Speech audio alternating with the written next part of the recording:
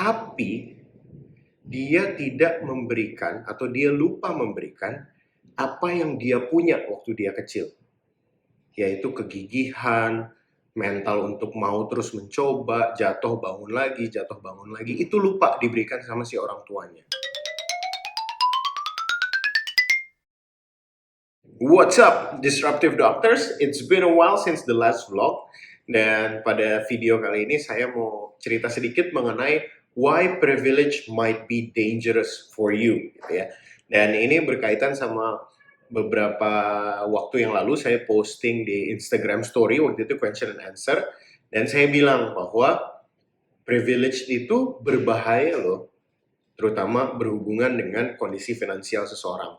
Dan pada video kali ini saya mau jelasin kenapa menurut saya privilege itu bukan sesuatu yang harusnya jadi sesuatu yang kita banggakan gitu. Tapi harusnya menjadi suatu handicap, justru sesuatu yang melemahkan kita.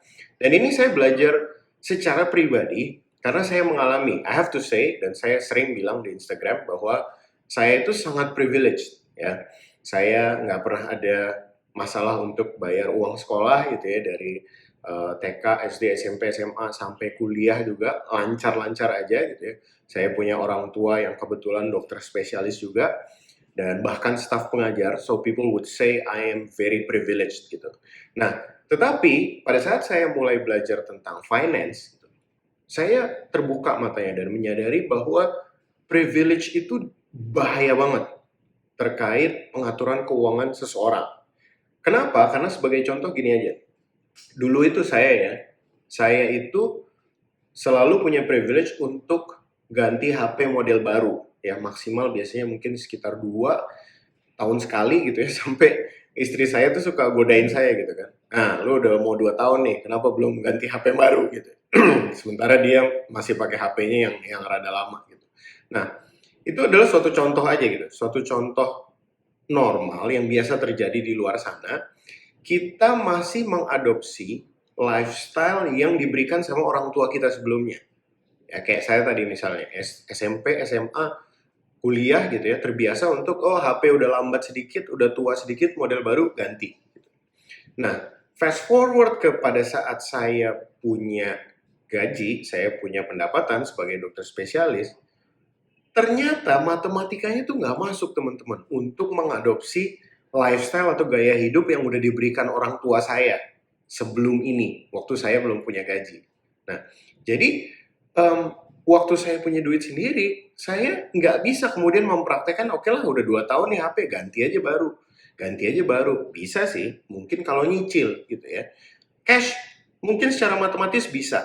Tapi kalau misalnya saya lakukan itu, artinya mungkin savings rate atau rasio tabungan saya akan turun gitu loh.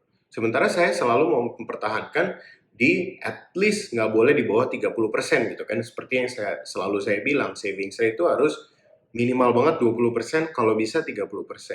Nah, jadi hati-hati banget. Privilege itu artinya kita akan susah meninggalkan lifestyle kita yang lama. Sementara pada saat kita ngatur uang kita sendiri, kita harusnya mulai lagi dari nol dan memiliki gaya hidup yang sesuai dengan income kita sekarang gitu loh. Karena nggak mungkin lah orang tua kita udah kerja puluhan tahun kok kita baru mulai. Nggak mungkin gaji kita tuh mendekati punya orang tua kita gitu. Mungkin ada special, mungkin segelintir 2-3% orang yang bisa demikian.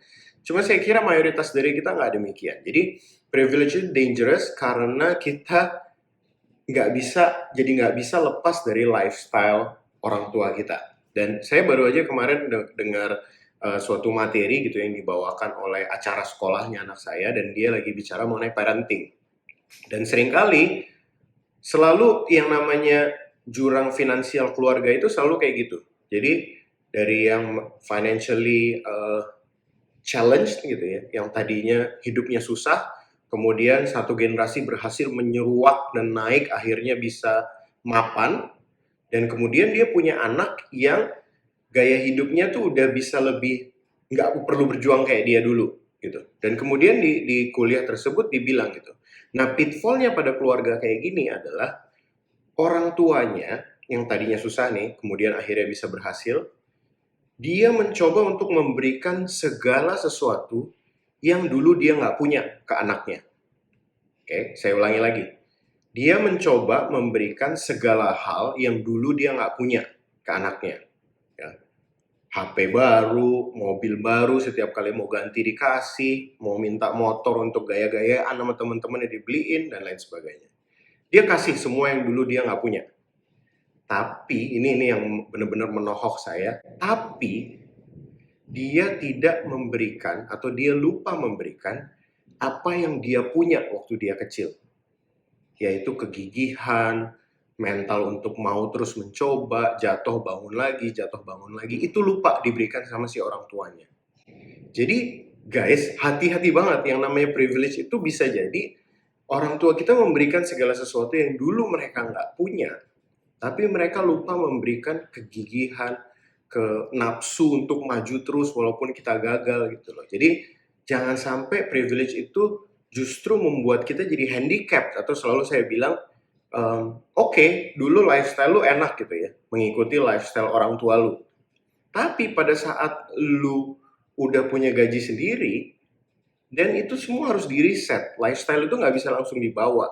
Dan ini yang membuat saya berpikir bahwa secara keuangan, orang-orang yang privilege itu justru handicap, kayak main bola tapi cuma punya satu kaki. Gitu. Karena dia udah terbiasa dengan lifestyle orang tua sebelumnya. Nah, jangan sampai terjebak di jurang ini. So, all of you who are privileged, watch out gitu ya, karena saya pernah tweet waktu itu. Being privileged does not mean you can make stupid financial decisions and get away with it. Ya, karena mau HP baru, setiap kali maunya mobil baru, ambil cicilan. Someday it will bite back. Gitu. Dan banyak banget cerita di mana generasi awal, ayah ibunya misalnya dari susah, akhirnya berhasil. Anaknya nggak ngerasain susah, oke, masih selamat keuangannya. Generasi berikutnya nggak ada literasi keuangan juga, tinggal tunggu aja sampai suatu saat akhirnya jatuh. Habis semua, terlilit utang dan lain sebagainya. So, I don't want you to fall into that category. So, stay awake ya. Jangan sampai being privileged itu membuat teman-teman jadi terlalu nyaman. Gitu. Pada saat kita udah punya gaji sendiri, reset, kita lihat lagi bahwa kita harus punya lifestyle yang sesuai dengan income kita. Dan kalau memungkinkan, live below our means. Itu aja, mudah-mudahan bermanfaat untuk sejawat sekalian. Bye-bye.